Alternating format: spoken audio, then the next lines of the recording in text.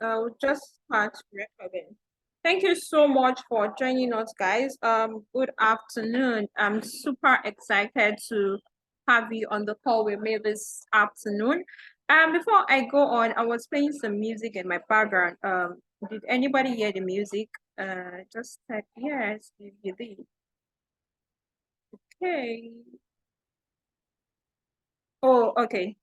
All right. Thank you. Thank you so much. I just wanted to be sure if I I was playing the okay, thank you so much. So we would be starting shortly by 3:10, right? I don't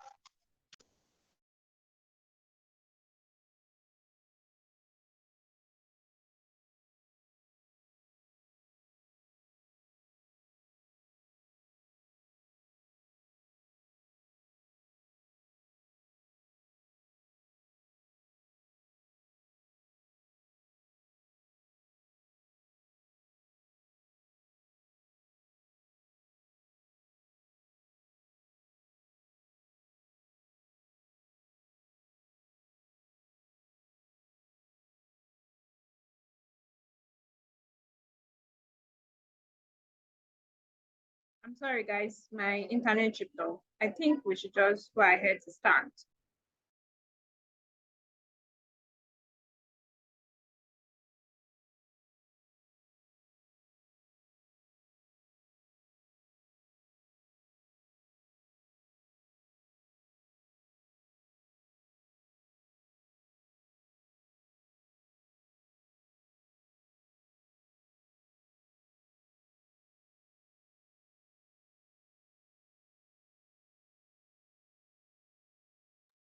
All right. Good afternoon once again. Welcome to this masterclass. I want to welcome everybody on this call. My name is Nafisat, and I lead the team at Scenario Academy. And we are going to help you achieve the goal of becoming a data analyst. Can anybody hear me? If you Yeah, we can can hear hear me, you. Go ahead. Go ahead. Go ahead. all right. Can hear you. All right. Thank you. All right, thank you.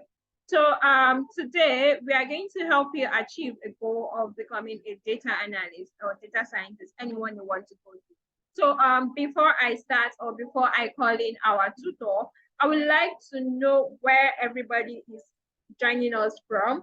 So put it in the chat box, your location.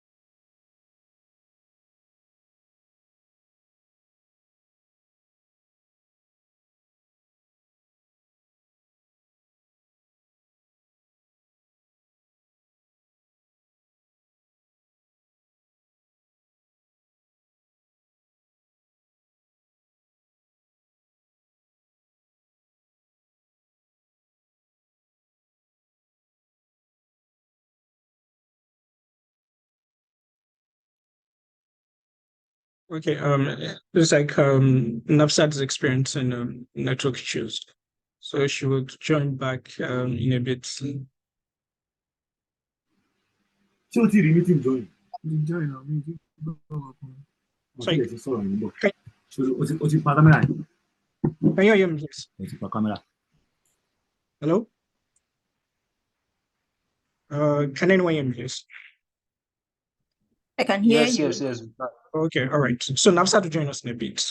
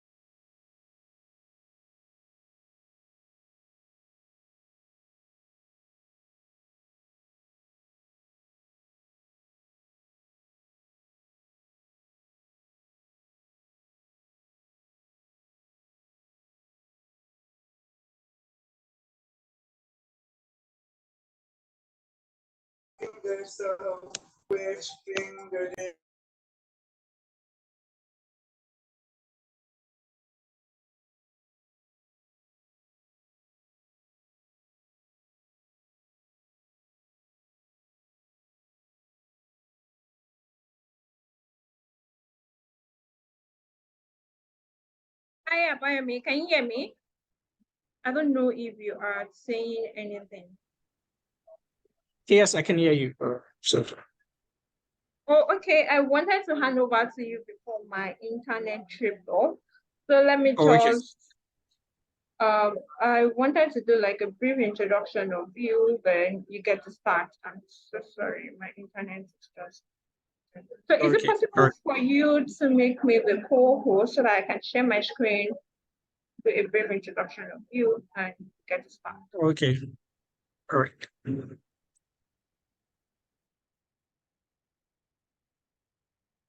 Okay, I just did that.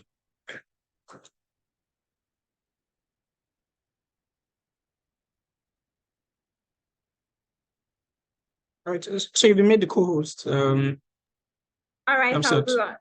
Yes. Thank you. I'm just trying All to right, share my so screen should now. I go ahead?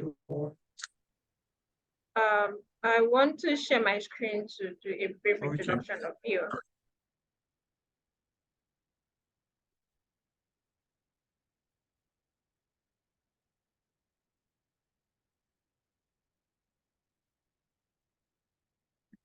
So our tutor for today is Abayomi Abioye. He's going to be teaching us how to start a career in data analytics and data science. He's a data and engineer at Wema Bank. He has years of experience leading data strategy in top companies, right? So he's the best person for you to learn from. And I want everybody to take this opportunity or this session very serious, because normally if you want to have conversation with Abayomi, he's going to charge you to have conversations on clarity on how to start a career in data science and data analytics. But you are getting this thing for free from us. So I would like everybody to take this session very serious. And if you have questions, Eshandas, you put it in the chat box and we're going to answer the questions before the end of this session. So over to you, Abayomi. Thank you so much. Let me just stop sharing. Thank you. Right, thanks for that. All right, so I hope everyone can hear me. I'll come audible. Yes, loud and clear.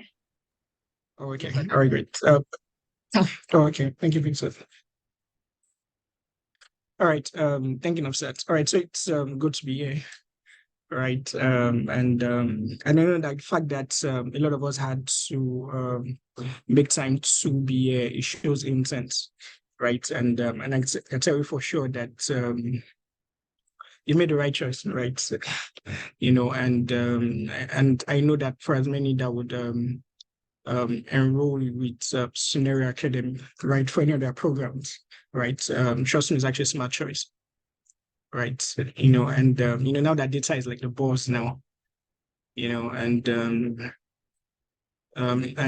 thing I tell people is that the earlier the better, right? The time to get into the data spaces now, not tomorrow, right? Scenario Academy is there to guide you, in every step of the way, right? So yes, so I would share my screen.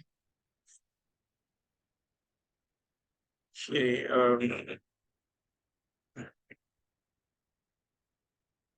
okay, let me just share my screen.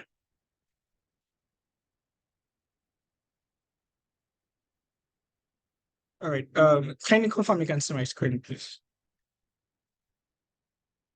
Yes, we can. Okay, all right, great, thank you.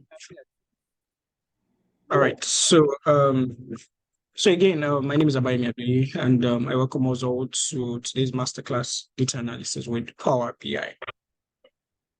Right. So a little bit of introduction. Yes, so I've said, did give you some background, right, into what I do currently, right? So who is Abayemi Abiy? Abayemi Abiy is a cloud enthusiast, right? So currently a lot of organizations are looking to get into cloud, right? Service over the internet, and I'm currently doing a couple of things, right, on the cloud, having to use the Power Cloud to enhance what I currently do. Yes, Abayemi Abiy is dedicated problem solving. Yes, so this is something that drives me, right? Not just being able to identify the problems, right, but being able to come up with creative solutions on how to solve those problems, right? So, excuse me, sir. So Abayemi Abiy is also a Microsoft certified Power BI data analyst. Yes, I'm also a Microsoft certified data engineer and also a Microsoft certified data scientist. Right. So yes, I'm also a music enthusiast. Right. So I'm hoping that one I would, get to the big stage. And I really don't have to introduce myself. You know. All right. So yes. So I would like to meet a couple of us on this call. So in 1 minute, I would like us to drop into the chat why your name, just your first name, right? And why you want to. I believe that a lot of us are looking at going into probably fully into a career in data analysis, right, or data analytics, right? Or maybe for some of us, we just need a couple of tools that can see how it can help us enhance what we currently do. Right. So I would like your name and what sector you work in, right? Be it banking, be it agriculture, right? And why you want to go into data analysis, right? Did you get that? Maybe I should go into the chat. All right. So your name and what sector you work in. So if you have your business, you can just put in self-employed, right? And why you want to learn data analysis, or why you feel the need to learn a skill in data analytics, right?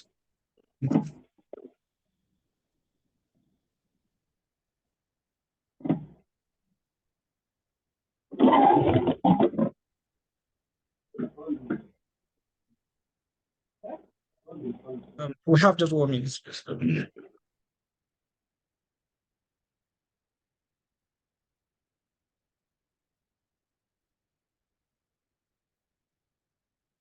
Okay, maybe I should just put the other name.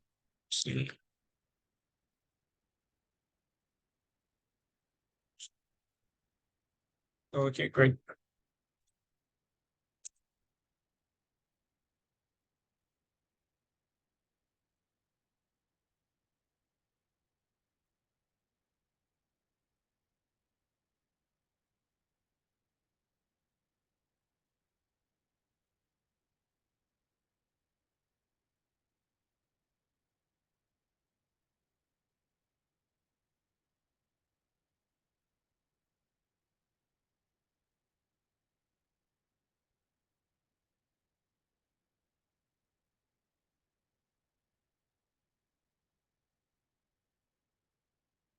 Okay, very good.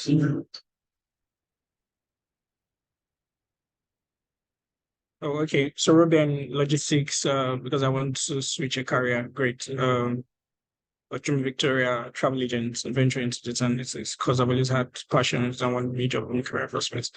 All right. I'm a programmer, most commonly on deploy. Okay.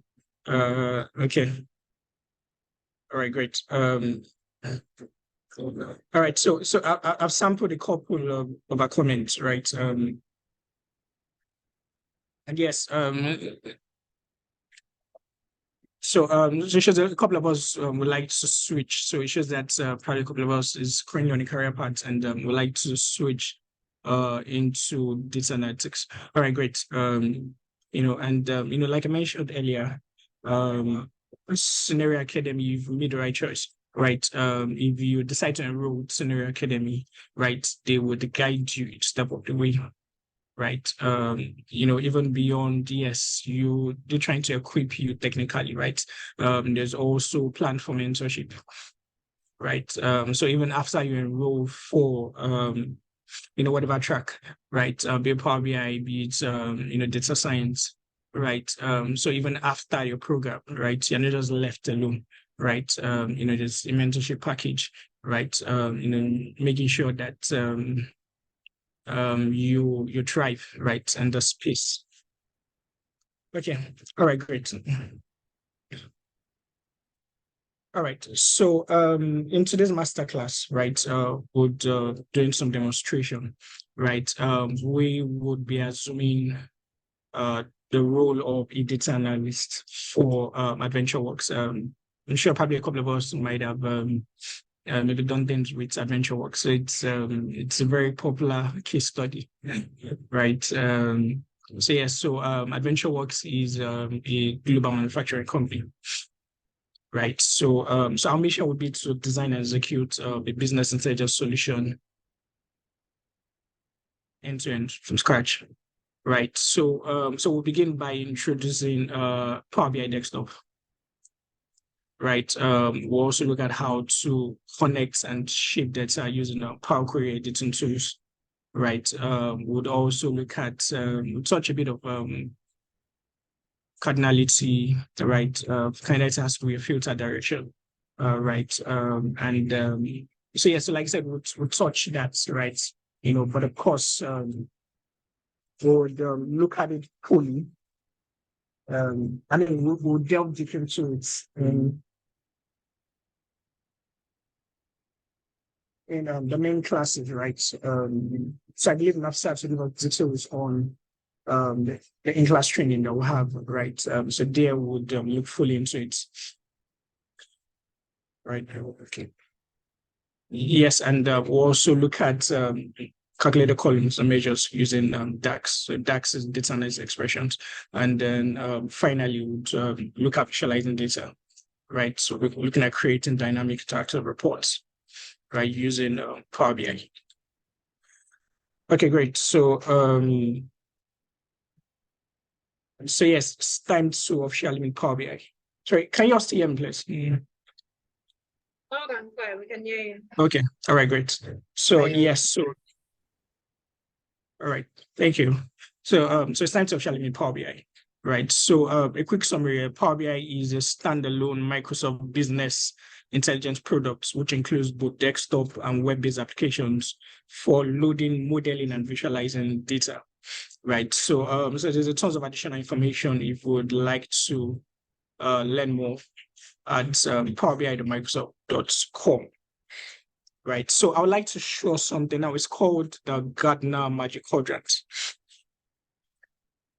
right?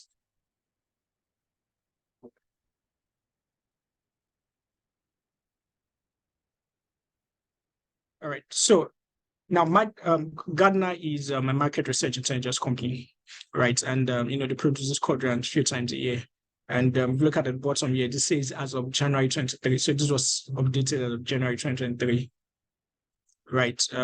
So we have on the x-axis we have completeness of vision, on the right we have ability to execute, and we have 4 quadrants, right? We have the visionaries, the niche players, the challengers, and the leaders, right? And of course, where you want to be is at the top right corner, right, where the leaders live. And that's where we have Microsoft, right, with Power BI, right? So this is the right time. I mentioned this, that it's like the right time to start learning Power BI, right? And the interesting thing is that Power BI will keep becoming popular and powerful, right? So yes, so why Power BI? Why Power BI?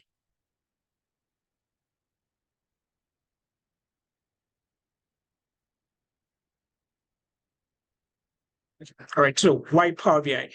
Right. So first and foremost, with Power BI, we can connect, transform, analyze millions of rows of data. As a matter of fact, hundreds of millions of rows of data, right? With Power BI, we can access data from virtually anywhere, right? Be it a database, be it a flat file, be it the cloud, right? A cloud data warehouse, right? With Power BI, we can access data virtually anywhere, right? Power BI has a huge connector library, right, that helps to access tons of information, right? And also Power BI, we can create an automated loading procedure and shipping procedure, right? Rather than you having to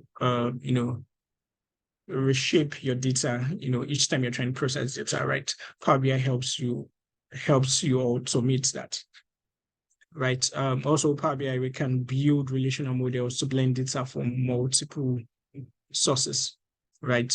With Power BI, we can create relationships to tie data from multiple sources, right? And it also helps us to analyze a holistic performance across an entire data model, right? Would look at that during the demonstration, right? Also, Power BI, we can define complex calculation using DAX, right? So DAX, data analysis expressions. Data expressions are the formula language that drive Power BI, right? So with DAX, it helps us to enhance our data sets, right? We can as well enable certain advanced analytics functions, right? Using some of this very powerful DAX, right? So so with Power BI, this is very important, right? With Power BI, we can visualize data, interactive reports and dashboards. Yes, so with Power BI, we can create custom business intelligence using the dashboard and report features, right? And yes, last and not the least, yes, Power BI is an industry leader among the BI platform, right? We saw that with the Gartner Magic Quadrant, right? They at the forefront, right, when it comes to BI platform, right? So Microsoft Power BI is intuitive, right? It's popular, right? And it is also free to get started, right? And like I mentioned, Power BI will keep getting powerful and powerful, right? So so it's like the right time, to add that to our skill sets, right?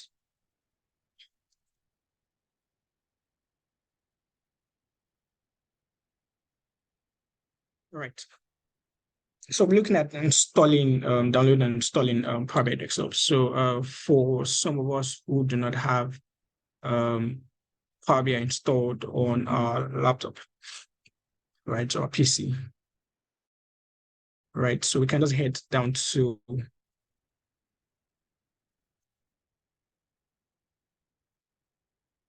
okay.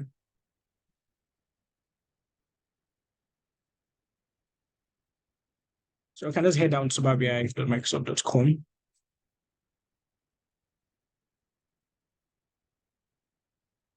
Right. You go to product, you select Power BI Desktop.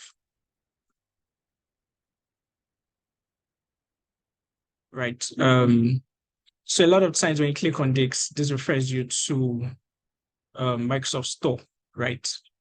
But there are other options, other ways to go about it. So select this as see download the language options. Right. Then select download.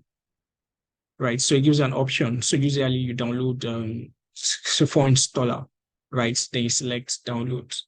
Right. So I already have Power BI Desktop installed, right? So once you download the installer, then you launch the installer, right? And so it's easy to install really. So you just you select the file paths, right, where you want all of the packages to be stored, right?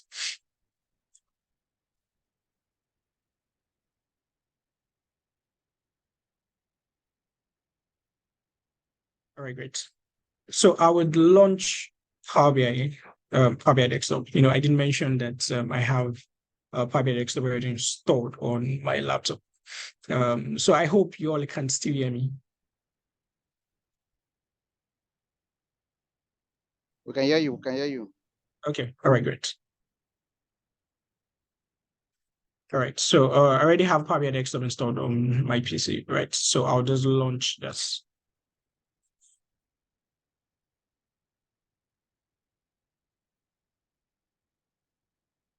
All right, great.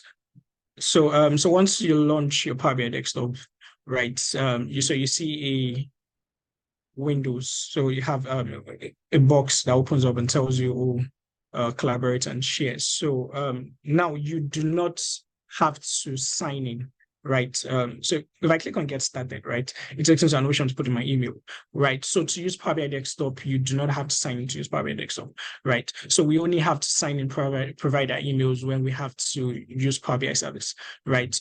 So Power BI service helps for sharing and collaboration, right? So if we want to use the sharing and collaboration service on Power BI, yes, you'll be required to sign in, right? There are cases where you would want to collaborate on your reports. You would want to share your reports with colleagues, stakeholders, right? So they can as well interact with our reports, right? So so that is where Power BI service comes to play, right? So I'll just close this, right?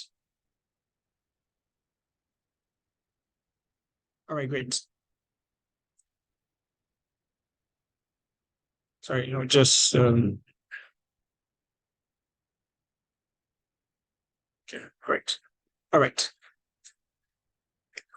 So when you open up your Power BI desktop, right, by the left, you would see three views. So these are the three core views that makes up the Power BI universe, right? So Nafsat, so I didn't ask that earlier. Should we take questions after the class or the presentation? Yes, after the presentation. Okay. All right, great. All right. So by the left, we have three core views, right? So these are three core views that makes up the Power BI universe. So we have the report view, the table view, right? Or data view, right? So probably for some of us who have Power BI desktop installed, probably sometime last year, and we've not updated the app, right? You still have this as data view, right? And then we have a model view, right? So when it comes to Power BI and the broad business intelligence data workflow, right, we do not start with report view and then move to table or data view, and then we'll move to modeling view, right? So we start with a table or data view, right? So this helps us to connect and shape our data and also do some transformation on our data. And then we move to the model view, right? So this is where we create relationship with tie data from multiple sources together, right? And then finally move to the report view. So this is where we create a dynamic interactive report, right?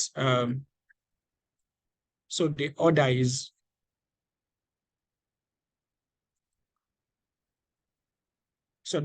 we start with our data view, then the modeling view, and then lastly, the report view, right? So I'd like us to take notes of that, right? I've seen cases where a lot of people start building their reports, right? And then they notice that, oh, there's a relationship I'm supposed to establish. Oh, there are certain DAX I need to write, certain measures, certain calculated fields or columns that I need to write, right? So it's very important that you start with your data view, do all of your transformation. And then, yes, if you have multiple data from multiple sources, you have multiple tables, you establish relationship, right, between those tables. And then lastly, you take it to your report view and start building your reports, right? So I'll click on, now if you look at, we have several tabs here, right? So we have the home tab, currently I'm on the home tab, right? We have the insert tab, modeling view, the modeling tab, the view tab, the automate, and then the help, right? So if I click on the view tab, right, if you notice we have what we call mobile layout here, right? So by default, Power BI gives you a desktop layout, right? So there are cases where you would need a mobile layout, right? So if you notice that the interface has changed, right? And if I click on this, right, now it takes us back to desktop view. So there are sometimes where you need to share report with people and they need to view it on their mobile. So most definitely you have to use a mobile layout, right? So it fits into their phone screen.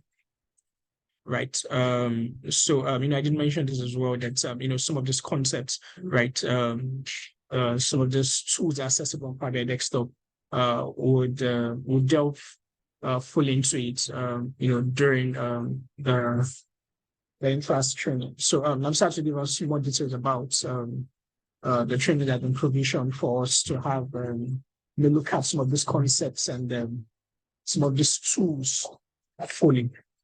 Right, or some of those options we have on Power BI desktop fully, right? So you can as well enable grid lines, right? So this wouldn't cover because I can only just, right? So you notice that now we have the grid lines. Initially, we had no grid lines, and that's because I've not imported a visual, right? So this helps to for alignment, right? So you can as well check this to snap to grid, right? And you can as well lock objects, right? So I'll just delete this. All right, great. So now by the right, we have two primary pins.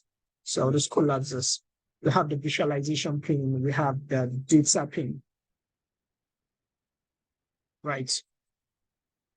So on the visualization pin, we have different chart templates, right? If you look here, we have stack bar charts, we have the stack column charts, the cluster bar charts, the pie charts, the donut charts. So depending on what visual, right, what templates helps to convey your information effectively, right? And then by the right, we have the data, right? So if you have previous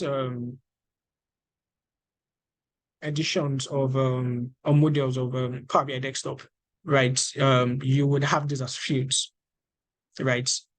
So this is a new version, more like this is a current version, right? Power BI desktop, right? So you have it as data. So if you have the old version, right, probably installed sometime last year, you have this as fields, right? So this is where we'll have all of our fields, would have our measures, we'll have calculated columns, right? Great. Now, at the bottom here, we have a page, just call page one, right? Just like we have on Microsoft Excel, we have different tabs, right? So same outlook here, we have pages, so you can create new pages, right? Depending on the requirements you have for your dashboard, right? So on each page, we have the reporting canvas, right? All right, so I would just like to run us through.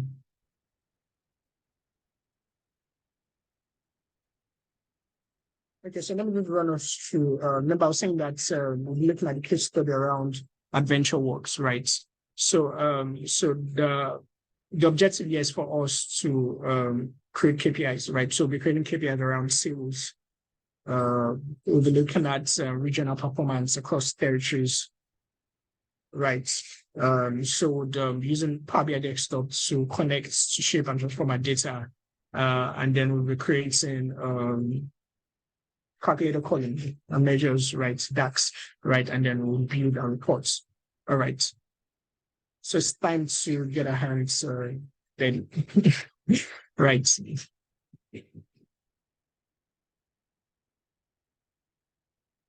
All right. So in order to, I did mention that with Power BI, you can access it up in virtually every day, right? So I would be bringing in data, right, from a sales file into my Power BI desktop, right? So I'll go to get data, right? So now these are some data.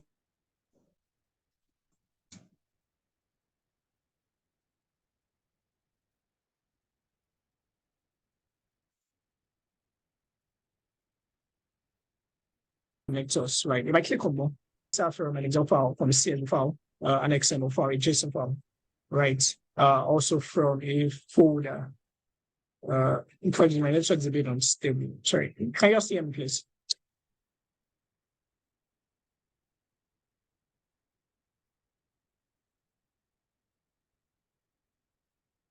All right.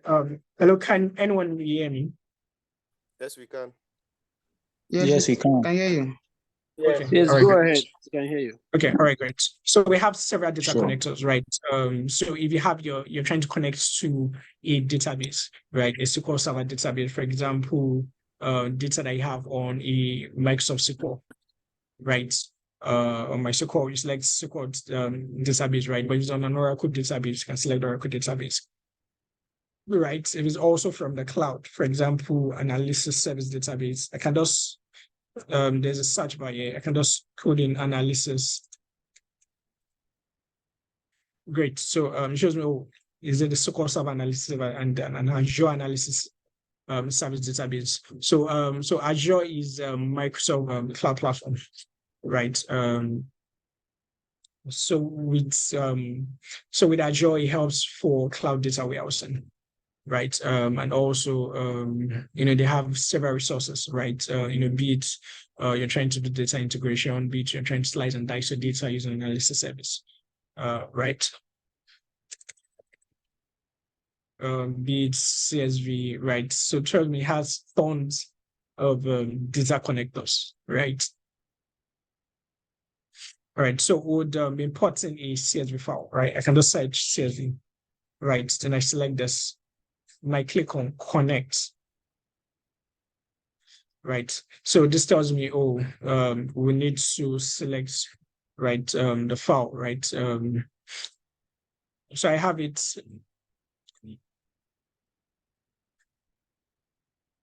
So we're putting some of those files, right? So I'll select this, then I'll click open. All right, great. So this opens a dialog box, right? This also file origin. It's also delimiter format, right? This CSV file, and CSV file stands for comma separated values, right? And CSV files have a delimiter, right? And user is a comma, right? So now it says, oh, data type recursion based on the first 200 rows, right? So you can select to say, oh, based on the entire data set. But a lot of times it's fine to use the first 200 rows, right? So I can easily say, oh, load. Now this loads the data into my data view, right? But a couple of times when you have to do some transformation to your data, right? Now, if I click on transform, this takes me to the Power Query editor, right? Now, if we notice, this is where we have a preview. Now, it gives us a preview of our data, right? But if you notice, that the column header says column 1, right? And but of course, the column header for this data set is dates, right? So I would come here in my home tab. I'll come here and select use first row as headers. All right, great. So you'll notice that now the column header, which was in the first row, now has been made the header, right? Okay, let me just maximize this. All right, great. So let me just run us through the Power Query editor, right? So by the left, we have the queries, all called the query list, right? So this will house every data set that you import into Power BI, right? Or database that you're connecting to, right? Now you notice by here we have a formula bar, right? Now you notice that we have certain codes here, right? If you notice, I did not write this code. Now these are called M codes. So M codes are automatically generated, right? So for every step, now if I go to source, now under my apply step, I go to source, you notice the lines of code that was generated. If I click on chain type, some lines of codes that were generated, promoted headers, chain type, right? So for every procedure, for every step you apply, right, a code is generated, and those are M codes. right? So yeah, we have the properties name here. You can easily edit the query name, right? So I can call this let's say AWS call calendar, right? I can as well edit it from here. Just double tap, double click on this, right? And then here we have a applied step, or saying that for every step you apply, every procedure you apply, it is recorded here. Apply steps. All right. So we have the home tab. This contains general settings, right? We have the transform tab. So this helps you to transform a specific column, right? So we'll do some bit of transformation on some of our data set, right? And then we have the add columns helps you to create a brand new column, right? Now you will notice that now this is a date field. But notice that at data type here, if I click on this, this shows text, right? But of course, this is a date field, right? So what that means is that I need to select the right data type, right? To now select dates. Now this tells me, oh, do I want to replace current? So I'll just select add new step. Now, if you notice there's an error here as a date value. Okay, great. So I'll take this out. So I will need to change a certain number of Power BI desktop. So if you notice that this true,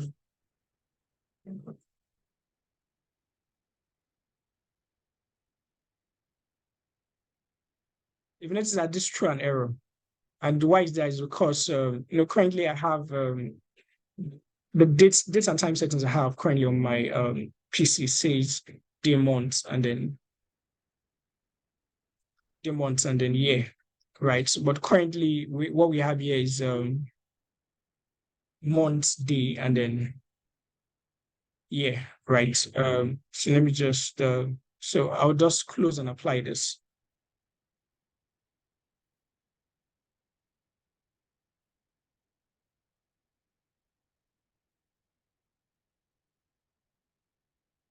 So I see ways to achieve this. So I can either come here. Okay, so I'll just let this load.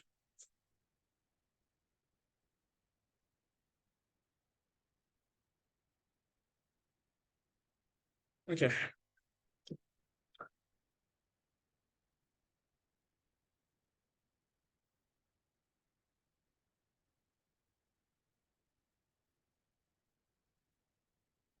Right. Can you see me, please? We can hear you. Yes, yes.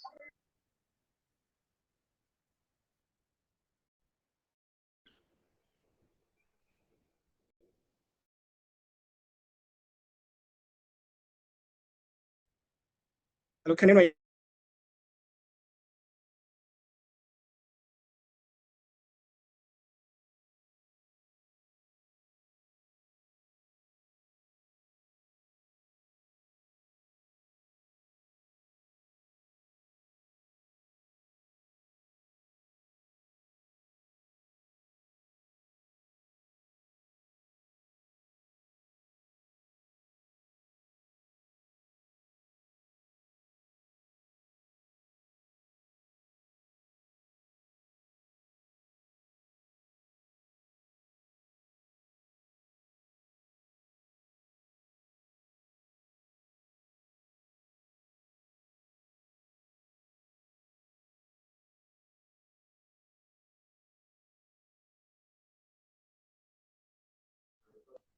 Hi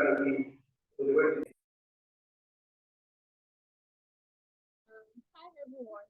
Let's just stay calm for him to fix his internet. He probably tripped off. So let's stay calm. Going to get back.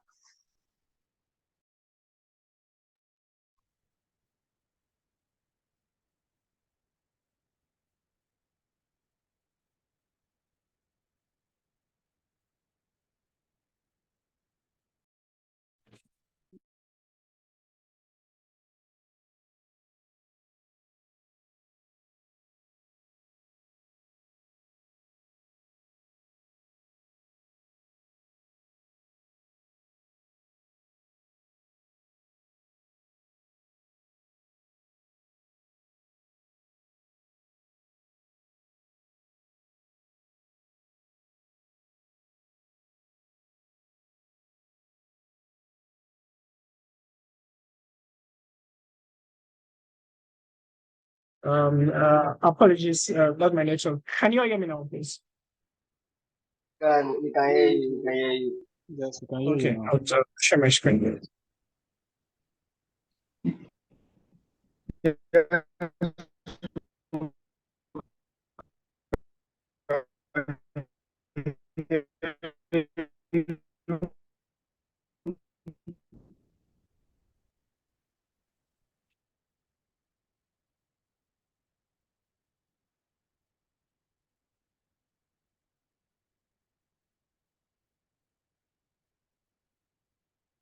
Apologies, I want to quickly switch network.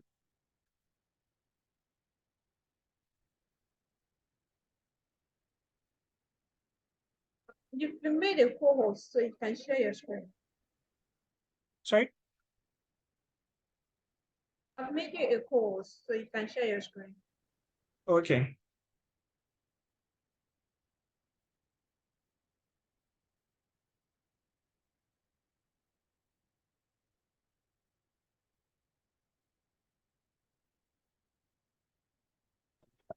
Sorry, please. I can't hear you. The network is very poor, like it's bad.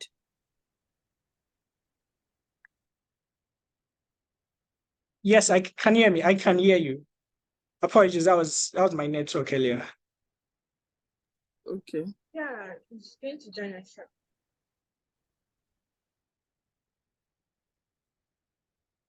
All right. Can you all hear me now? And Yes. can you see my screen? Yes, we see your screen. We can hear Okay, you all right. clearly.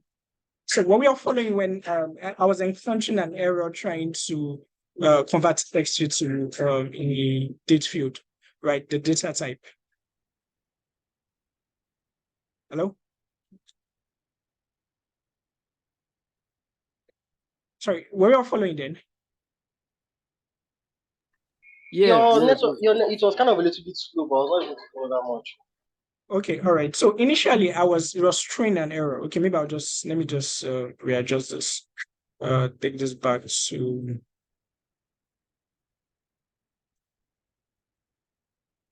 so we can see the error itself. Let me just make this Nigeria.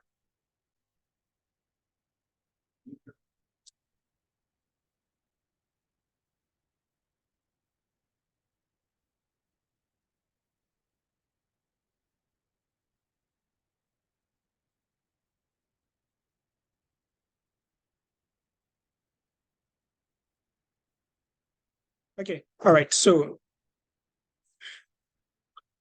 there are cases where you probably might encounter similar error. Now, if I try and change this to say dates, right, I would say add new step.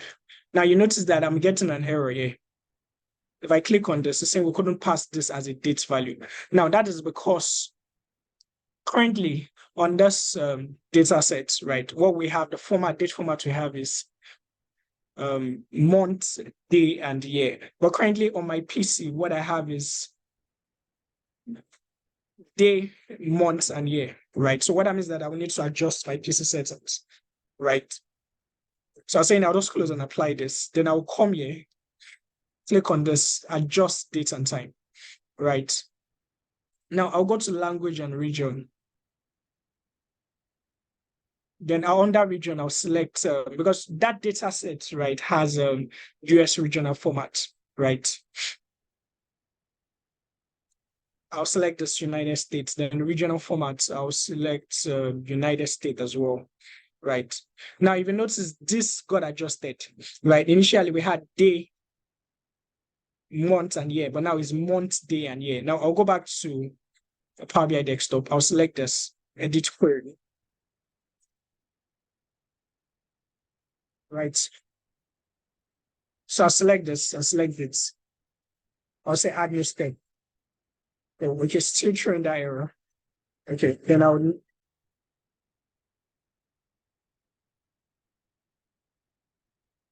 close this.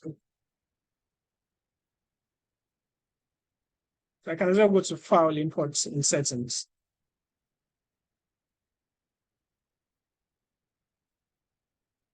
I'll go to regional settings. Then I'll come here, then I'll select United States.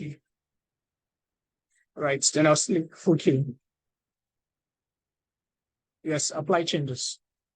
All right, then I'll come here. I will hover on here, the three dots here. I'll select edit query. All right, and I'll come here, select this. Right, did we all get that? Now, you'll notice that this is no longer showing error.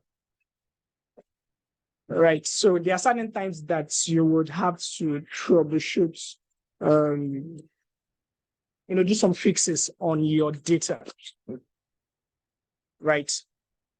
So I'll be bringing in other data sets right from my Power Query editor. Click on your source. Then I'll bring in my products table. I'll click on open. Right. So I'll click OK. So I can name this as _product.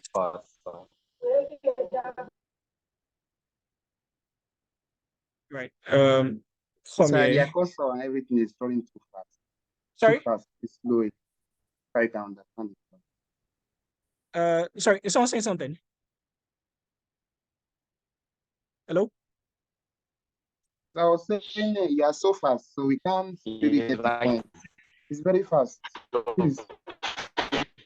Oh, okay, yeah. So because of time constraints, right? I did mention that we would delve into some of this, right? In the incoming classes, right? Because NAMSAT would give us that lowdown, right, on the incoming classes, right? So the classes have been provisioned where we can, look at some of this fully, right? But what parts did you not get? Maybe I can just run that through. No, I don't. Actually, I'm just showing all what you are showing on the screen. I'm just trying to catch up. I didn't divide my screen in order to practice what you are doing already. So I'm just showing all the steps. If I can just apply them thereafter. Okay, all right. So so you know what? Whatever you are not clear about, right? Maybe during the question and answer, right? We can take that. No problem. Did you get that? All right, thank you. Okay.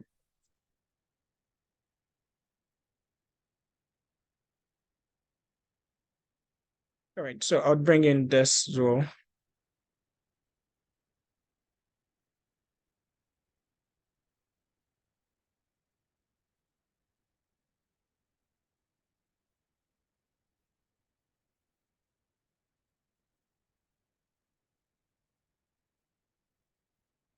Okay, like I mentioned, you can double click to edit or use the name field here. Yeah, and then I'll call this AW.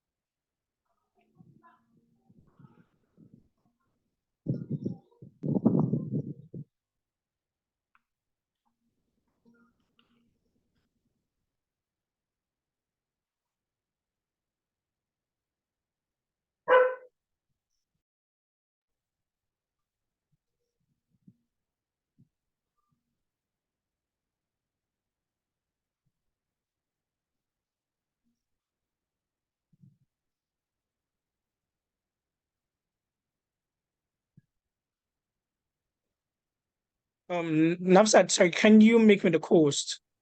I can't share my screen.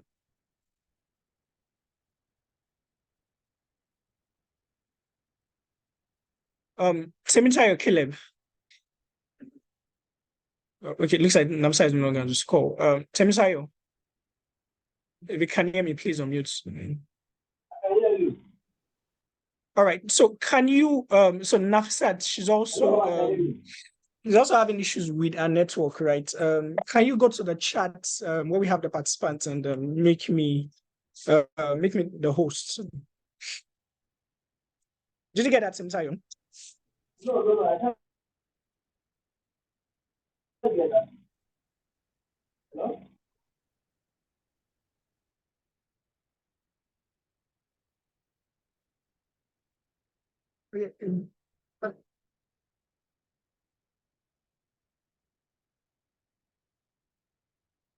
Hello? Chinsayo.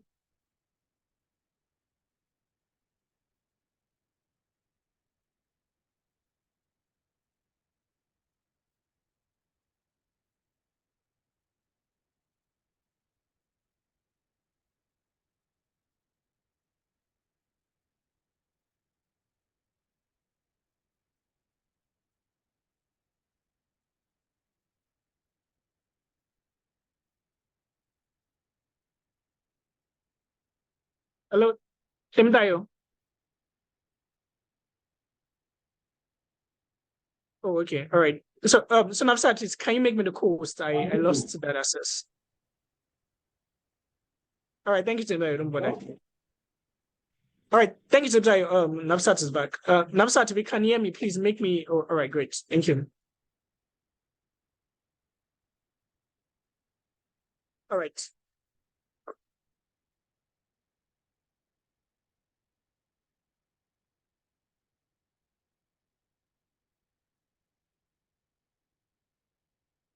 Okay.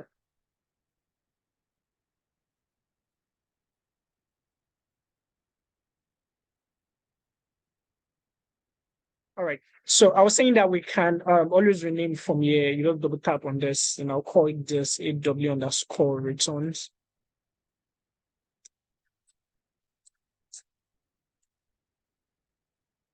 Right. So I'll bring in more data territories.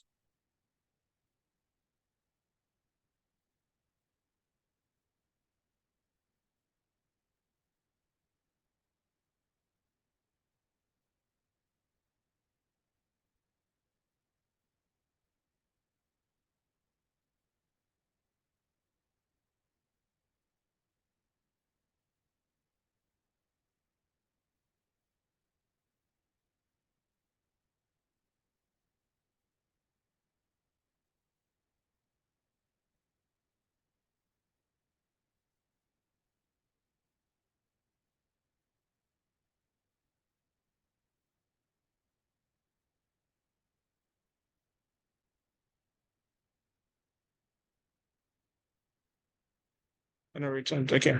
All right. So I think we have all right. So I would like to show something very quick. Right. So now there are cases where we would have data partitioned. Right. What that means that, for example, we have a data set for sales for last year, right? We have a data set, we have a separate data set for sales as at 2020.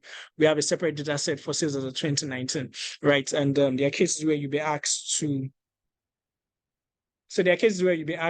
analyze data across those years, right? So now there is a pro tip, right, which I'll be providing us, right? Now it's called folder data connector, right? So for example, let me open this data set. Now, here we have data for 2015, we have data for 2016, we have data for 2017, right? Let me just open this up so we'll see what it looks like. Right, so this looks at sales that was done, right, in the year 2015. Right, so what that means that this is for 2016 and this is for 2017, but of course you want to do an holistic analysis, right? You want to look at all of those years, right? 2015, 2016, 2017, right? So I would use the folder data connector. I'll go to new source. I'm still in my Power Query editor, right? I'll go to more, then I'll select folder, right? I'll click on connect. Now it tells me, oh, what's the folder path? Now click on browse. I'll go to desktop. Now I have the folder named AW underscore sales, right? So that has my 2015 sales data, my 2016 data, my 2017 data. So I'll just select OK, and I'll click on OK. Now it tells me, oh, do I want to combine and transform that data? So I'll select combine and transform.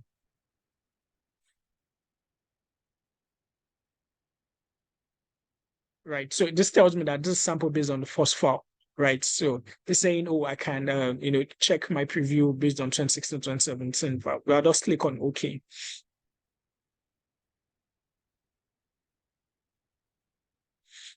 All right, great. Now this has helped to stack up my data sets, right? Or what we call known as appending.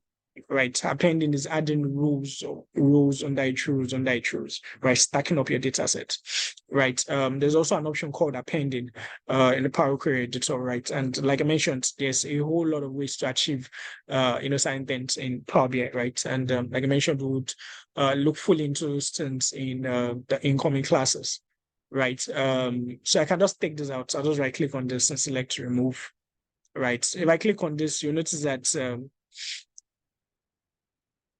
right type, let's see, 2015. Let's see, 2015. Okay. Can I sort this in sending away? Now you notice that we have 2015 data, right? So if I sort this in descending order, right, it shows that we also have 2017 data, right?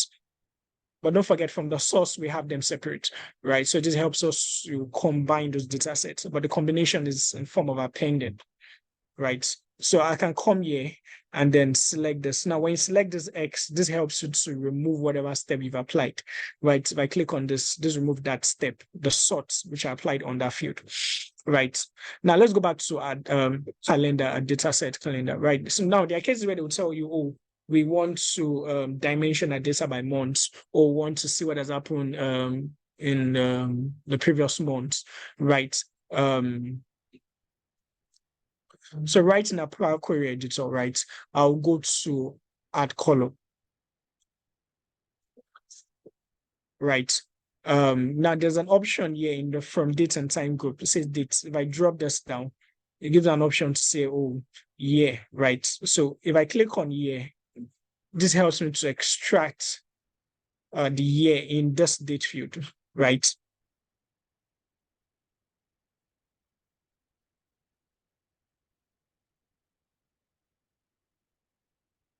So in some cases, what I want is months, right? I can click on months, right? So this gives me the month number, right?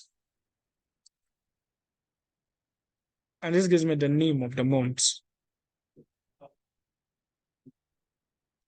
Right. So in some cases, it will tell you, oh, what month is the month and the year, right? Now that is called concatenation, right? So now there's several ways to achieve this in Power BI, right? So I can click on this, the month name.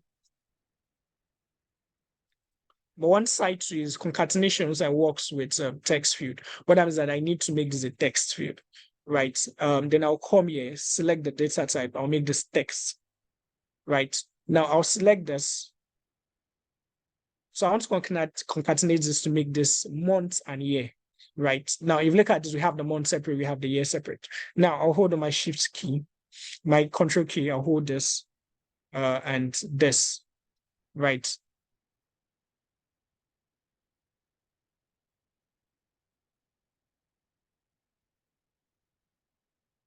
Okay, so I'll hold this.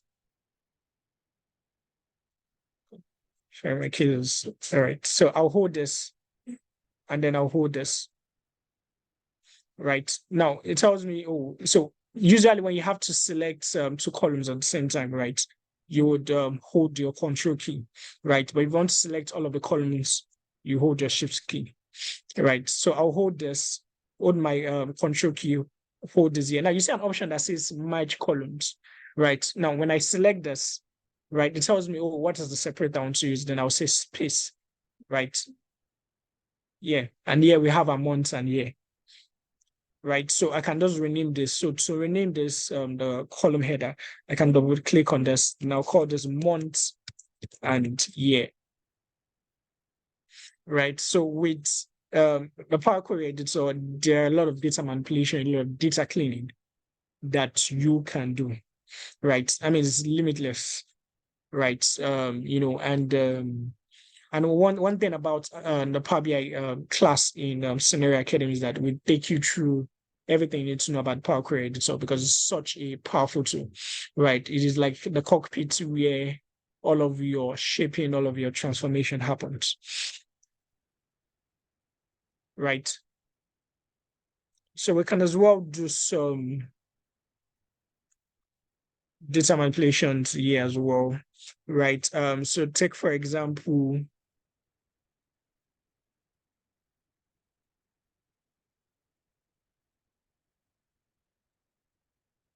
all right, so great. So take, for example, I need to define certain values for this, right? So there's an option called conditional column, right? For example, if other quantities are greater than 1,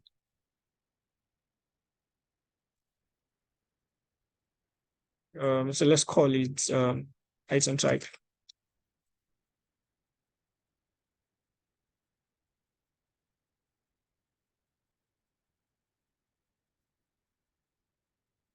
So then we can call this a single item, right?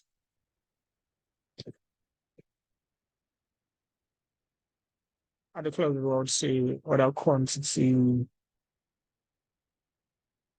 So if it's greater than 1, we'll call it a multiple item.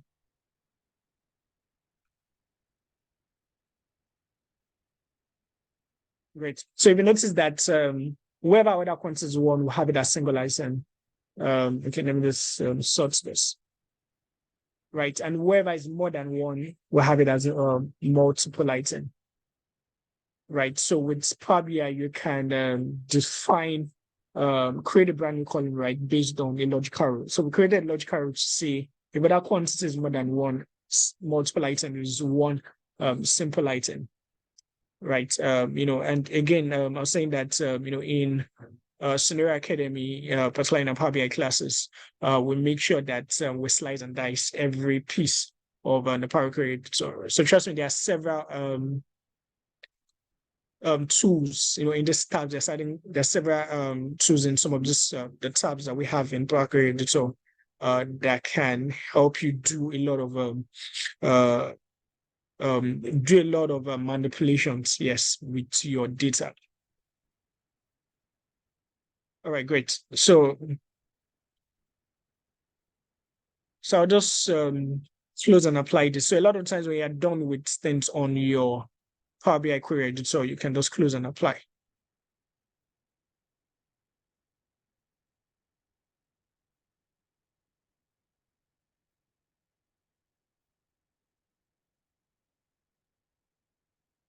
All right, great. Now, if you notice, that some relationships are already established.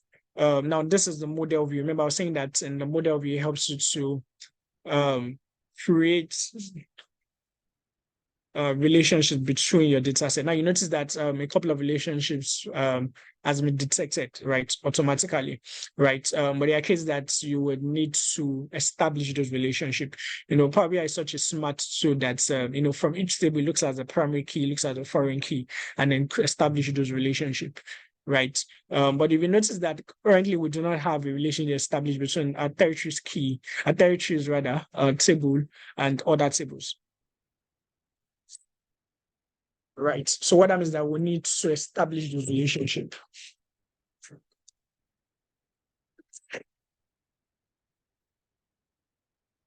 Right. And so as well, check all of the relationship that have been created. Right.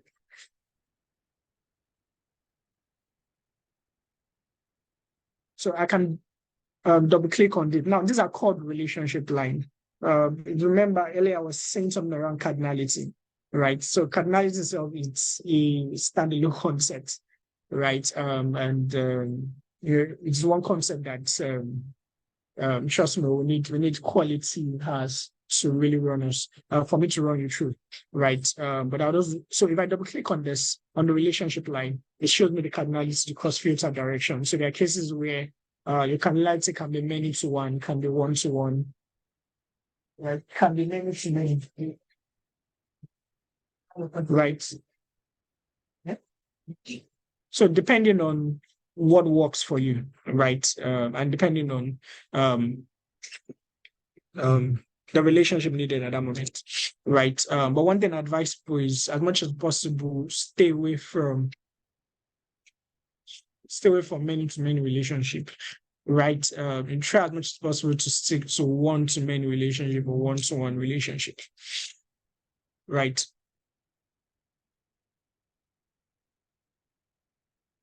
All right. So if I want to look at some of this relations that have been established, right, at a glance, there's an option here that says manage relationships.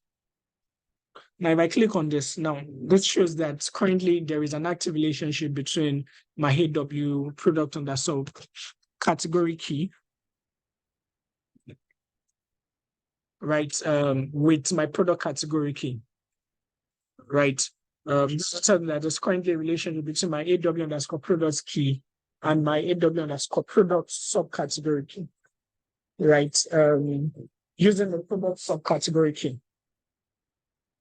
Right. There's also a relationship between my AW return stable and my AW underscore product table using the key product.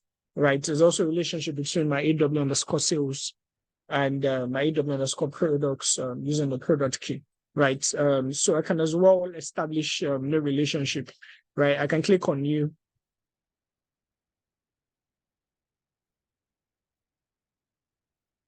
And then I'll select my AW underscore sales.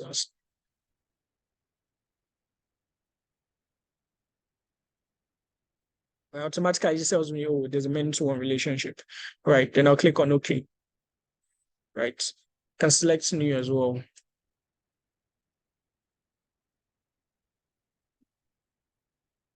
So between my AW underscore returns and my territories key.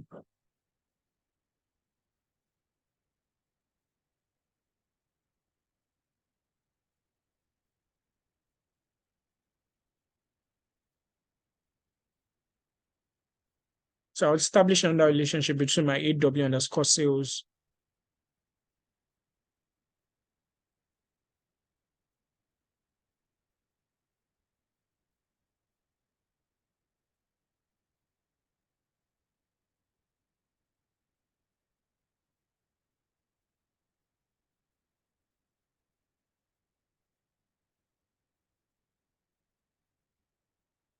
I can also between my stock dates and my calendar dates.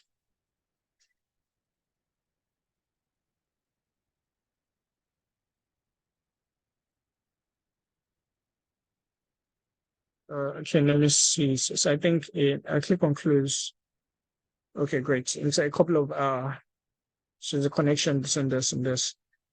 Okay, great.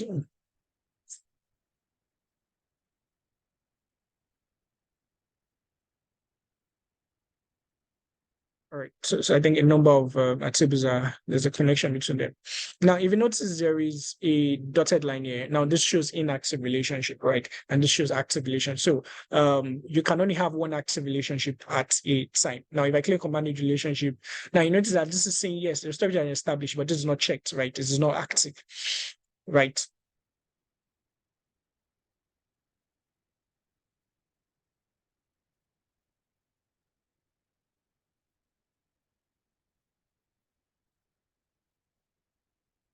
All right, great. So we've established relationship between our tables, right? So that takes us finally to the report view, right? Remember, I was saying that just on the report view, that is where we create a dynamic interactive report, right? So I'll just move this off, right? So in Power BI, you can import images, right? Be it a JPEG or be it a PNG file. Right. I'll go to insert, and here we have, now it says add an image to report, right? I'll click on this. Right. So I'll bring in Scenario Academy, right? All right, great. So now for the purpose of this class, right, I would be changing the background, right? Now I was saying that each page gives us a reporting canvas, right? And you can always change, you don't necessarily have to work with white, right? You can always change the color of the canvas background, right? I'll click on the background, then I'll come here. It says format. So this is where you do a lot of your formatting, right? Now go to canvas background.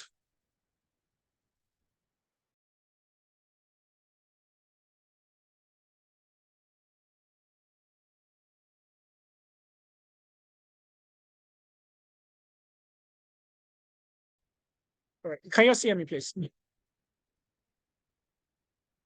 Yes, we can hear you. Okay, all right, great. So I'll come to color. So a lot of times they might give you a color code, right? To say, oh, in our organization, we have a brand color, right? So a lot of times you can request for the color code, the RGB code, right? Say, oh, give me the color code, right? So you come to say, yeah, this gives you where you can put in the color code, right? So for the sake of this class,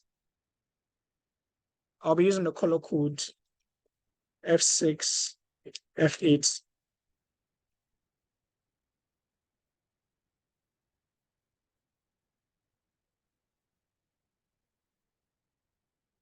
Right, F6, F8, FC.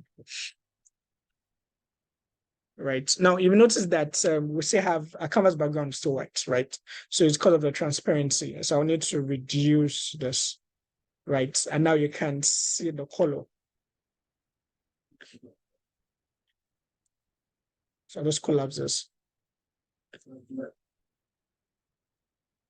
All right, so I would bring in shape, rectangular shape.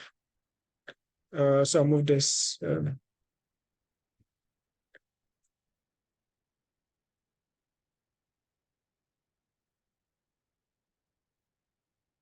Right.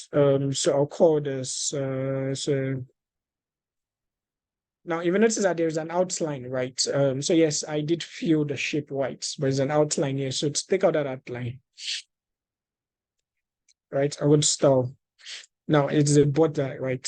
So I'll just toggle up the border, right? So we can as well bring in the text. So I'll just type. I'll put in executive summary.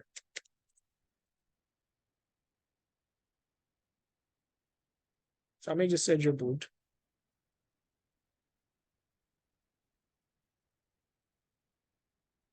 Let's see size 18.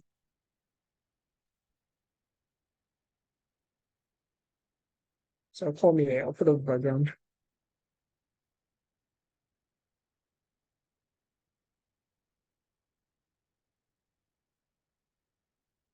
So I'll place somewhere here. Then the logo, which I put it as an image. So I'll resize this. I'll move it somewhere here. Right. So this scenario academy logo, by the way.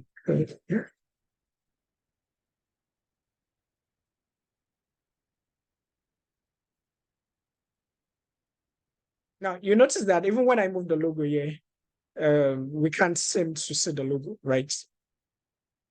So that is because so usually there is a an alignment that happens, right? This shows that that particular object already moved to the back of this shape, right? So I'll have to move that object to the front, right? By moving this object to the back. Now, okay, let me drop this so we can fully see it. Now, there's an option here that says format. I'll go to format, right? Now, there's an arrangement, right? I'll select this, and I'll say send to the back. Right, so now we can see a scenario academy logo. Right, so I would create a slicer. Remember, I was saying that in a visualization pane, we have different chart templates, right? Depending on what you really want to do or what information you're trying to convey, right? So I'll select this. So a slicer helps to slice your data or filter your data, right? So I'll bring in a dates field. All right, great. So I can remove the background as well.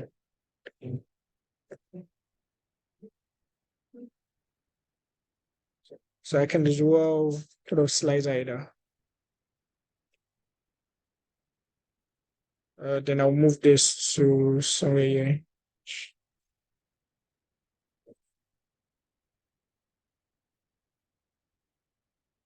Maybe I can make this and just okay, great.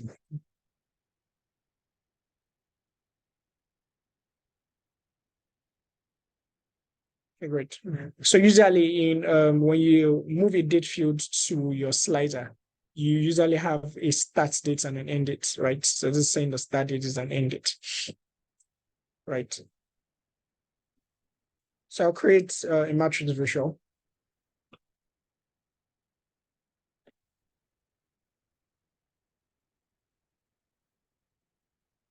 All right.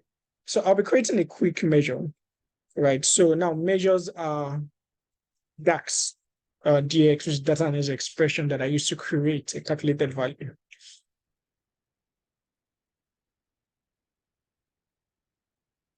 So usually, right, you can create DAX from different queries, right? But a lot of times it's best practice to create your measure, right? I mean, you can create your measure on different tables, right? But most times for best practice, it's best to create a measure from for example, if I need a measure for returns, obviously I will have to create a measure under the AW returns query, right? Now, depending on what that measure does for you, for example, measure has to do with sales, you obviously have to create a measure on that sales table, right? So I'll come here, you see a three dots here that says more option. I'll click on this, I'll select new measure, right? Or once you click on this, you can always come here to select new measures. I'll call this total orders.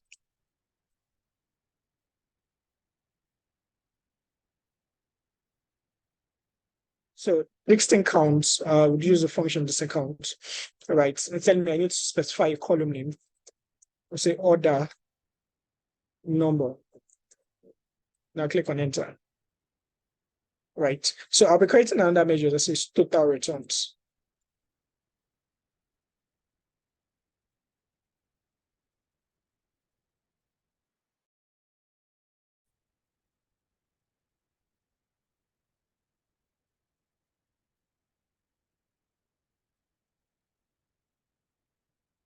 So I'll use a count all and say count all return funds.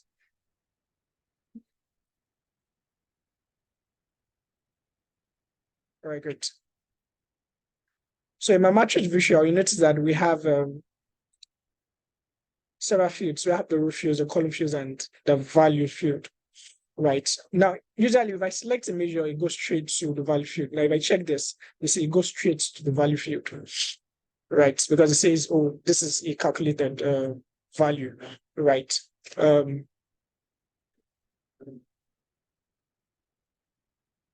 So to my row field,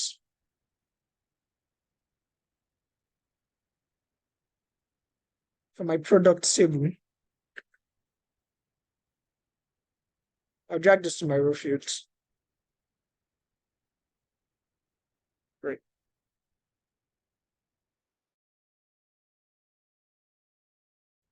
So I'll move this all the way down. Right. I can decide to add more values. For my AW returns, I'll check this total returns. So alongside, what this means that alongside each product, right, I can see the total orders and how many of these products have been returned.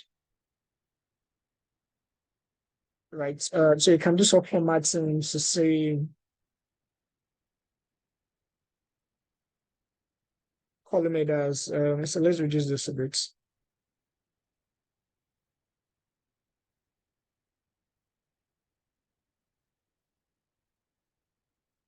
The row headers.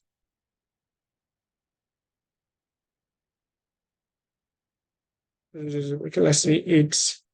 Okay, let's just send for column headers.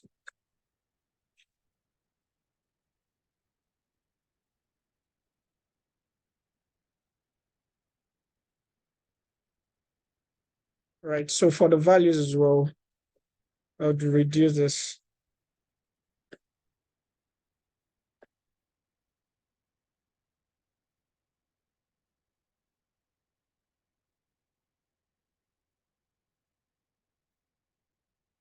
I can move this up to this point. All right, great. So yeah, we have matches visuals, we have a product name, and the total orders and their total returns, right?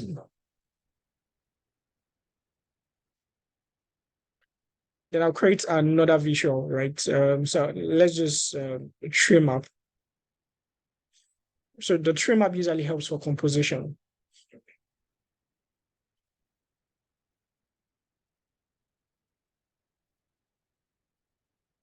So I was saying for every visual, certain fields are generated. So let me drag the category name. Drag it to this field. So I can decide to drag the subcategory name as well. Same field. Then values. Let's use total orders. Very great. It's automatically was generated, and this gives you a composition of the category name, right?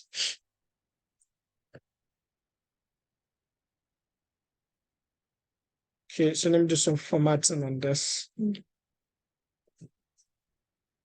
Let's align it to the middle. Let's use search.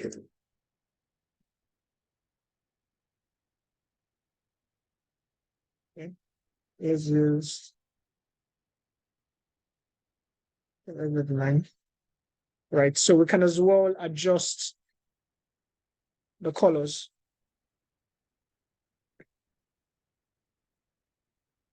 So I'll come here and say, oh, for accessories, let's do something not so loud.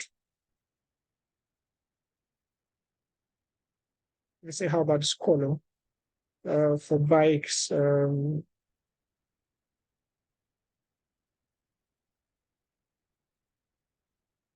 say, how about this color? And then for floating,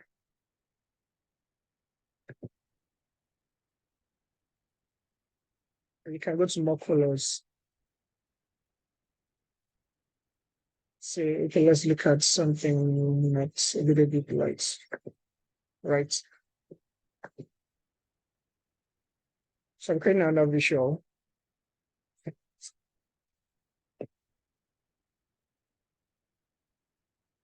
This time, let's use the bar charts.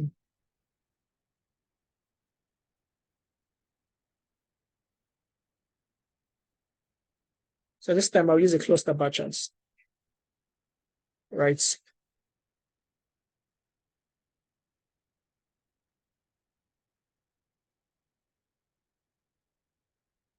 So my YI is this, okay, just let's just subcategory. So in the x-axis, I would drag my total orders, right? So if you notice, we have there's an axis title here, right? There's also an axis, there's an x-axis title, there's a y-axis title, there's an x-axis title, right? So a lot of times to put that off, right? I'll go to format visual y-axis, and I'll just put this off, right? Then I'll go to x-axis, right? And I'll put this off, right? Then for the title, now one thing I advise people is make sure that you are very consistent with your font type, right? You do not want to use, let's say now you are using a for this visual, for example, for the trim up, I use a font size of 8, right? And here I'm using a font size of currently 14, right? There have to be that consistency, right?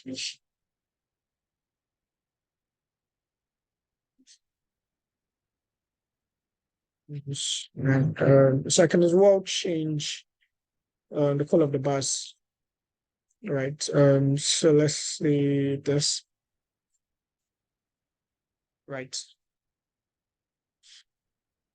Now I'll be using my card visuals, right? So let's say for this, I would let's check out total letters, right? So I click on this to add a comma to it, but of course, here we need we like to set an absolute value, right? So I'll come to call out value, display unit. Now click on none. Right, this is telling us that from 2015 and 2017, we have 25,164 total orders. Right. So I'll just format this a bit.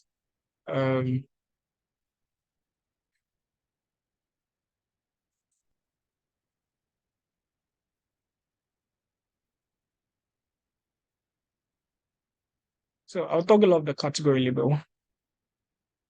Then I'll give it a title, right? I'll go to my general, then title. I'll also go this on, right? I'll call this total orders, right? So I'll centralize this, or this. Okay, let's give it the left alignment, right? Give it CGUI. Reduce this or this then let's give it that's a bit of color.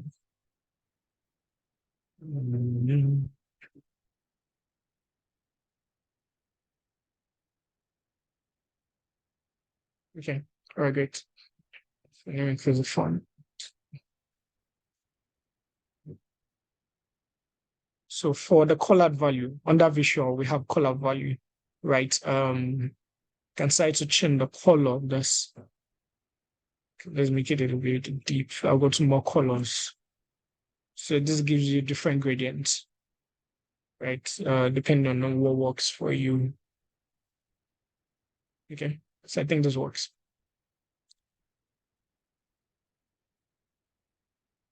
Right. So usually a lot of times if you have to create the same visuals, you don't have to import visuals. You can just control C and control V, right? This helps you duplicate visuals.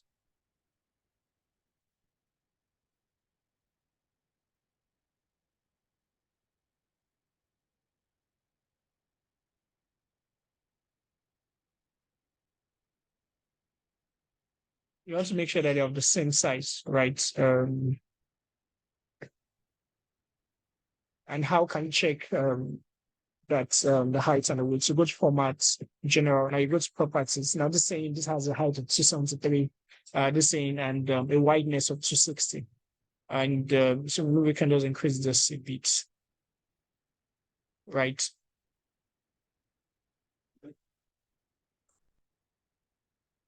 So check this again. So there's a format painter here, right?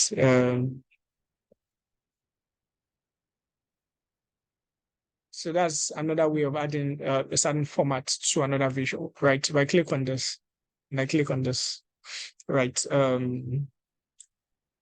this is 276, 274. I'll come here as well.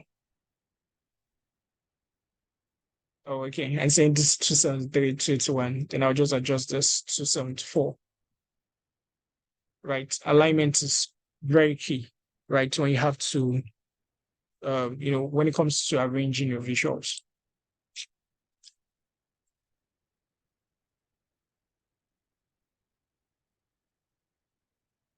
Let's move this a bit slow.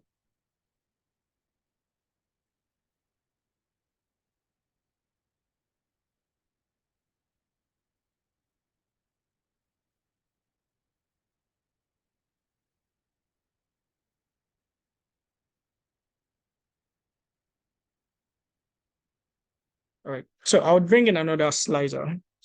Oh, okay. So we need to. So now we're having two visuals, the same metric, right? So so I'll just adjust this. I'll make this total returns. So I would rename the title as well.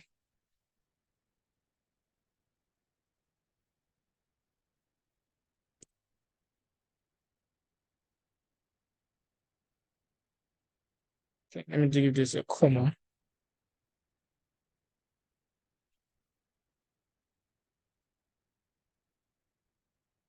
I'll add in the slider.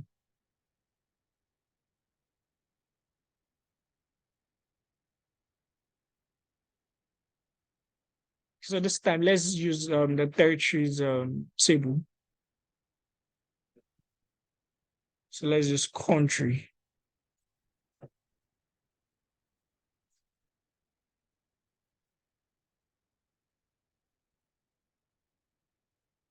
So let's use countries this time. Right. Now, if you notice, by default, this gives us a list. By default, this gives us a list, right? So, but of course, we can always change the orientation, right? We can always change the orientation to say slicer. So I'll come to slicer settings. Select this. Now say tiles, right? So I can move this up a bit.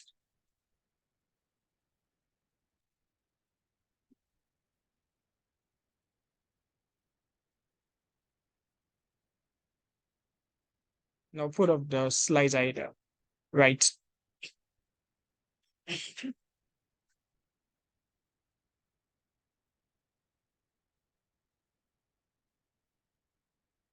Okay. Put this on as well, right? So cases where you would want to select all. So you go to visual under your formats, right? Selection, toggle this on, right? So we can do some formatting as well on the slicer. So I can say, okay, why not let us add let's change this background. Let's give it,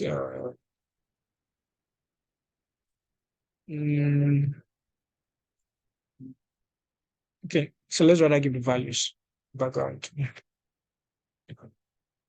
Let's say this.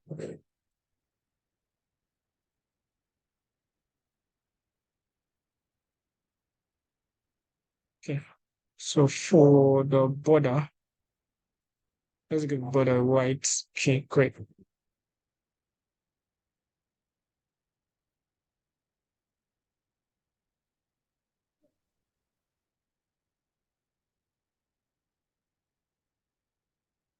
Okay, great. So I'll be adding a map visual, right? And usually when you bring a map visual, there is a location field, there's a legend field, latitude, longitude.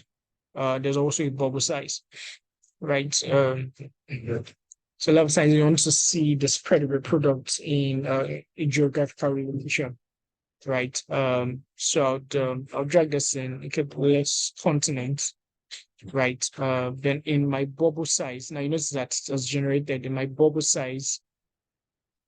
Let's use total orders, right? So if I hover on this, and this tells me that, oh, in North America, we have 11,724 total orders, right? And we notice that in North America is where we have the biggest bubble, right? So I think that sales was done more in North America, right? So there are cases where if you want specific months, right? If I click, I mean specific country, if I select Australia, suddenly Australia is somewhere there, or let's say Germany, right? Somewhere in Europe, right? Germany somewhere in Europe. About this, it tells me, oh, 2,294 orders, right? Now, remember I was saying that the tree map gives you a composition, right? A breakdown, depending on what field, right? So, without even hovering on or seeing the data labels on the visual, right? You can see that, oh, accessories did more when it comes to total sales, followed by bikes and then clothing. Right. Now, if I hover and there's 1,572 total orders, for accessories followed by bikes and then clothing, right? So there are times where you want to slice the data for say within a particular period, right? For example, I just want the month of let's say the year 2017, right? So I'll come to my start dates, click on this, let's say January 1st into date, right? So I've new sliced my data to say, okay, so this is 1,094 total orders, 161, and also within that period, 161 product has been returned, or orders rather has been returned, right? And as well, we have a product name total orders, and so lastly, right? Now you can as well still, do some bit of analysis or some formatting to the matrix visual, right? So let me just click on this. Now, I want my total values. Sorry. I just remove that. Now come here, show value as conditional formatting, right? So this time let's do background color. Then I will say for the highest value, give it this and give it this.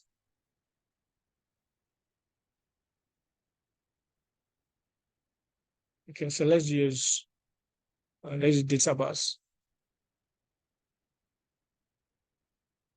And for this, consider this. Just to this. Great.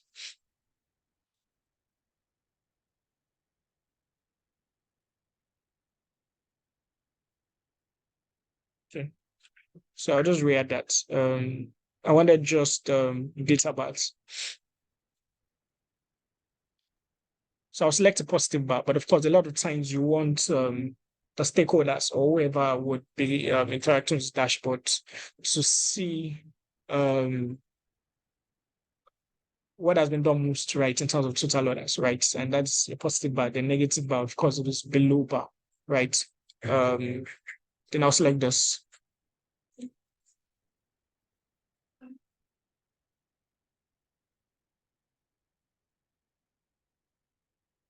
Right, great. So you notice that some bars were already generated. Now, if I click on this, now there's an arrow here. It helps me to order a particular field, right? And this tells me that don't forget that we already applied a slide already. We already sliced by the country Germany, right? It's in January water bottle was sold the most, right, in Germany, right? From January 2017 to the 30th of June 2017. Right. And on that subcategory, is saying that size and tubes was also sold the most, right? And same within that period, also in Germany, when 61 orders were returned. Right. Now, if I click on this again, now this is for all of the countries, but of course, still saying in the year 2017. So you need to be mindful, like we have to do some presentation. So let me do some formatting on this visual. So I think I'll just put this off. Yes, great. All right, great. So we can as well add some formatting to our total returns. Let's say in this case, I would add a background color. So let's go to total returns, conditional formatting, background color, right? See like this. Get everything. Very good. So so you see that would has the highest shade, right? Saying well, like with this sheet, right, is water bottle, of course, total returns 149, right? So in a glance, once they go to this, with that background color giving you some distinction, right, they can easily spot, what products, right, had the highest returns, right? And as well, then we also have a trim map that gives us composition breakdown by category name, by total orders, right? And also we have the column bar chart, right? Cluster bar chart that gives us the breakdown, right? Of total orders by category name. So we can as well add, let's say we want this in percentage, right? I'll go to format. Okay, before we enable, okay, go to format, let's enable data labels, right? Then we notice we have it in numbers, right? Then to make this in percentage, come to my x-axis, right?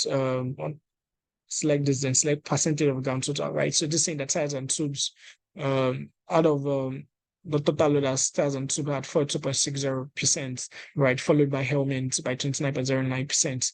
And this saying that bike stand, at 0.98% did the least when it comes to total loss, right? Let me just rename this. Okay, great. So there is a lot of analysis, right, that can be done with the data set, right? Like I said, depending on what requirements you have or what objectives, right, you need to meet, right? And I remember I was saying that there is a lot of concept that really needs to go into, right? Like the DAX itself, that's one concept that really needs to slice and dice. Right. Even we created some DAX, right? Now these are calculated values, right? We created total, which is the calculated values, and then we use function to extend count. There's several DAX functions, right? There's a math and start functions. There's a time inside just function where you can compare, compare what has been done in the current month with the previous month as everything goes. Right. There's a previous month function, there's a previous day function. Right.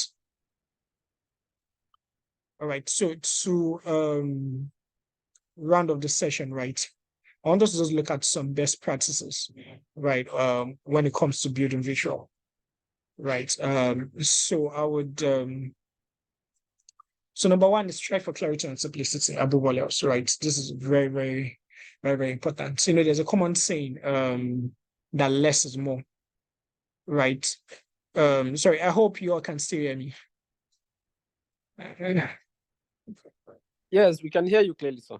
Okay, all right, great. So there's a common saying that less is more, right? You want to try as much as possible to avoid clutters, right? Having to have so many visuals, right? Make sure that there is a balance in terms of design and function, right? Make sure that your data is well arranged, right? In a more logical order, right? Make sure that they need to see what they need to see first, right? So that's very, very important, right? And also, don't just build charts and graphs, right? A lot of people think, oh, when you have to build a dashboard, when you have to build a report, I just have to put charts together, I have to put graphs together, and yes, I have that. Create a narrative, right? Create a story, right? And also, this is also very important. Know your audience, right? A lot of times when you have to build a report for a stakeholder, that that particular audience, that particular stakeholder is hooked on certain colors. Yes, use those colors, but of course, let there be a balance to those colors. You don't be throwing so many colors around. Use drill throughs, use bookmarks, right? Yes, bookmarks is also one particular options that help, is a particular feature that helps for interactivity, right? I was saying that, so in some the classes we'll be having in Power BI, right? We'll look at that bookmarks, right? We'll look at filters, we'll look at drill throughs, right? These are things that helps to add some interactivity to your dashboard, right? And always ask yourself this three questions: what type of data are you visualizing, right? Is it categorical data? Is it geospatial data? Right, is numerical data. Now, what are you trying to communicate, right? So what objectives are you trying to meet? This is also very important. Identify the most important KPIs. And a lot of times you would have to engage, right, with the stakeholders, get to understand their goals, their targets, what KPIs are most important to them, right? And who is the end user consuming this information? Know your audience. Right. So a lot of times you might want to build an executive dashboards, and you don't need to add certain details, right? You just really want to keep it simple and straight to the point, right? Know your audience is very key. All right, so that takes us to the end of today's masterclass, right? So yes, so I'll be taking questions now.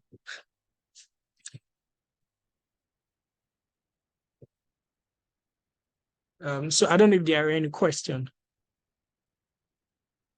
Oh, okay. Bukolo has in my battery levels on there. Oh, thank you. Sure. So I don't know if there are any questions. Yeah, sure, but we'll send them in the sorry message chat. Sorry, can you repeat that? You said? I said sure. There will be questions, but we'll send them down to the chat so you could, read them there.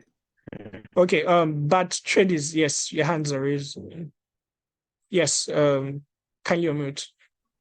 All right, thank you very much. My question, I wanted to know if or how we'll be getting the recordings to the video. How can we get the recordings to the section we just had? Okay, so Nafsat would, so I think she dropped that on chat that she would share. Yes, she'll share the recording. So so she'll communicate that on how you would get the recording. Right. So do you have any other question? But no, I'm good. Thank you. Yes. Hello. okay, Hello, can anyone all hear right, me? Hello. okay, go All ahead. right. Okay, I have a question. Like, Okay, I could just learn sorry, about you're Power not audible. BI. Can you? Okay, I'm saying like we are taking notes on Power BI.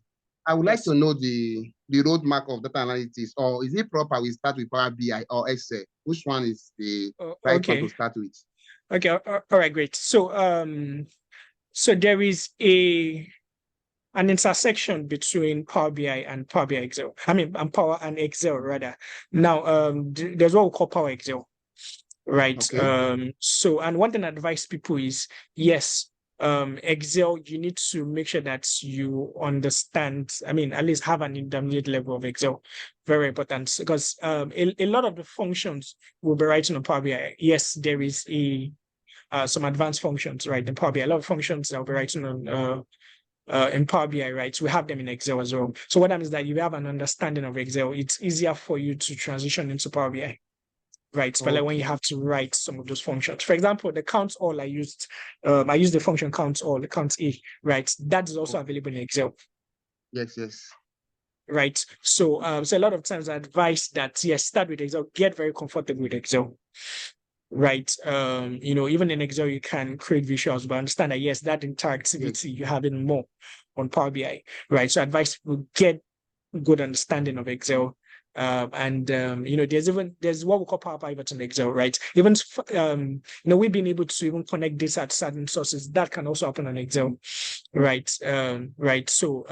So yes, have a good understanding of Excel, and then yes, you can move to Power BI, right? So Power BI gives you more flexibility, right? But yes, have a good understanding of Excel. So even so, you would a lot of those understanding you have in Excel, you can also use them in Power BI, right?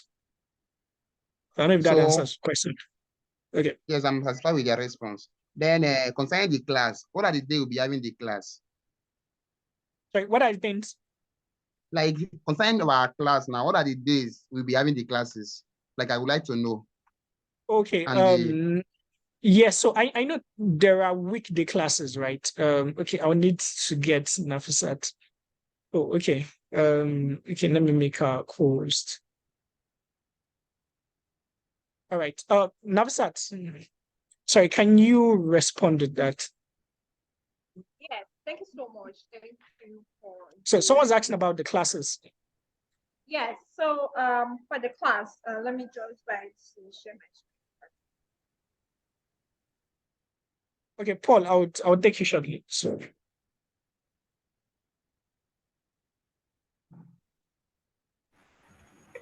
Okay, can I go ahead?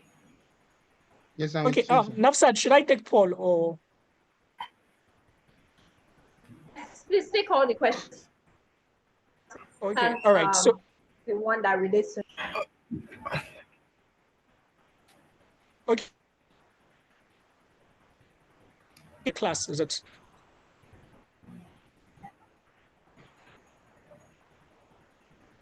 Okay, Nafisat.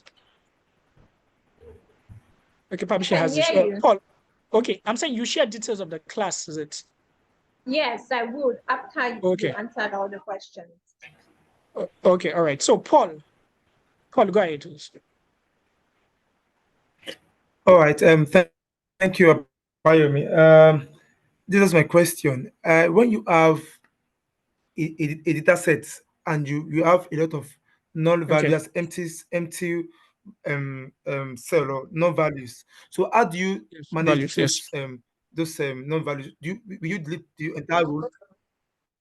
Okay, all Will right. you delete the entire row? Or how do you because I once tried using replace value by and noticed that replace value doesn't work for okay.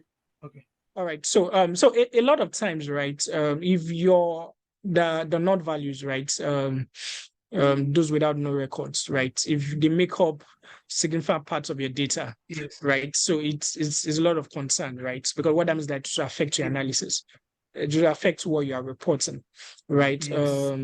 So a lot of times you can do some imputations, right? Do your mean, check your median, right? And there are cases where you might even have to create a category for them.